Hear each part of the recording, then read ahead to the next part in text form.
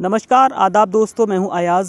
A to Z India news पर आज आपको हम खबर दिखाएंगे राष्ट्रीय लोकदल से जुड़ी हुई, जहां उत्तर प्रदेश के जनपद कासगंज में राष्ट्रीय लोकदल के ब्रज प्रांत के अध्यक्ष माननीय ब्रजेश चाहर जी का दौरा हुआ, जहां उन्होंने राष्ट्रीय लोकदल के कार्यकर्ताओं को संबोधित किया।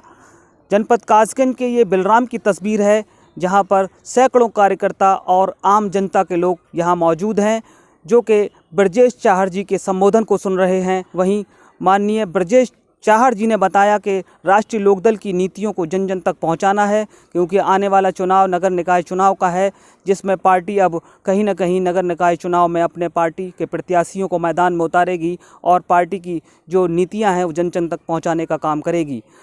वहीं कासगंज जनपद की कार्यवाहक महिला अध्यक्ष आसमा बारसी भी मौजूद हूँ उत्तर प्रदेश के जनपद कासगंज के बिलराम में, जहाँ पर राष्ट्रीय लोकदल के ब्रज क्षेत्र के क्षेत्रीय अध्यक्ष माननीय ब्रजेश चाहर जी, जिन्होंने अभी एक सभा को संबोधित किया है। आइए उनसे बात करते हैं किस तरह का उनका दौरा है यहाँ पर और क्या आगे की रणनीति है राष्ट्रीय लोकदल की कासगंज और उत्तर प्रदेश में, किस तरह की आगामी जो चुनाव आने वाला है नगर निकाय चुनाव का, उसमें क्या भूमिका रहने वाली है। जानना चाहूँगा, कासगंज में आपका दौरा हुआ है, इस वक्त क्या किस तरह का ये दौरा है?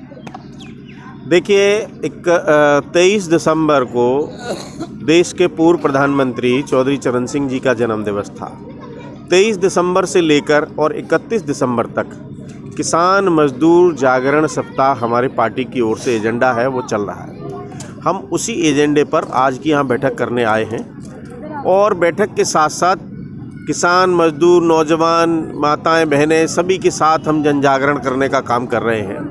चौधरी साहब की नीतियों को उन तक पहुँचाने का काम कर रहे हैं। चौधरी चरण सिंह जी जब देश के प्रधानमंत्री रहे, उत्तर प्रदेश के मुख्यमंत्री रहे, उन्होंने किसानों और नौजवानों और मजलूमों गरीबों के हितों में जो काम किया उनको हम बताने का काम कर रहे हैं। इसके साथ साथ आगामी आने वाला जो कल ही बिल्कुल नज़दीकी निकाय चुनाव भी आ रहा है, उस पर भी हम लोगों को चर्चा करनी है। किस तरह के उम्मीदवारों को चुनाव हमको लड़ाना है, वो भी विषय हमारा है। साथ ही साथ पार्टी के संगठन पर भी हमको यहाँ विशेष रूप से चर्चा की गई है, वो भी हमारा काम है आज का। आरएलडी के ब्रज प्रांत के अध्यक्ष ब्रजेश चाहर जी से आसमा बारसी के बारे में सवाल किया गया, तो उन्होंने कहा, नाम आसमा है।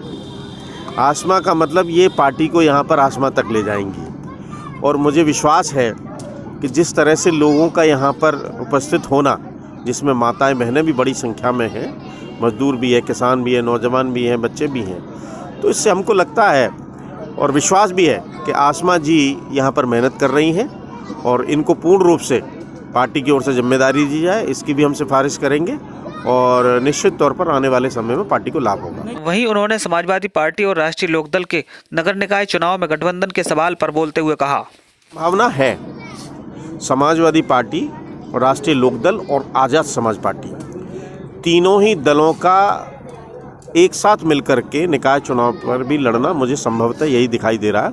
बाकी फैसला मैं नहीं कर सकता क्योंकि ये राष्ट्रीय नेतृत्व का निर्णय है। तो ये थे मेरे साथ ब्रज क्षेत्र के क्षेत्रीय अध्यक्ष माननीय ब्रजेश चाहर जी, जिन्होंने अभी एक सभा को संबोधित किया है और पार्टी की नीतियों को कहीं ना कहीं कासगंज में उन कार्यकर्ताओं को पहुंचाया है आने वाले समय में, क्योंकि नगर निकाय चुनाव अब नज़दीक है, तारीखों का ऐलान केवल होना बाकी है। इसलिए पार्टी की भूमिका का किस तरह की आगे की तैयारियां हैं, तो इन्हीं सब पर चर्चा की गई है। चौधरी जयंत सिंह राष्ट्रीय लोकदल, इन्हीं शब्दों के साथ मैं अपनी बारी को विराम देती हूँ। जय हिंद, जय भारत, जय राष्ट्रीय लोकदल।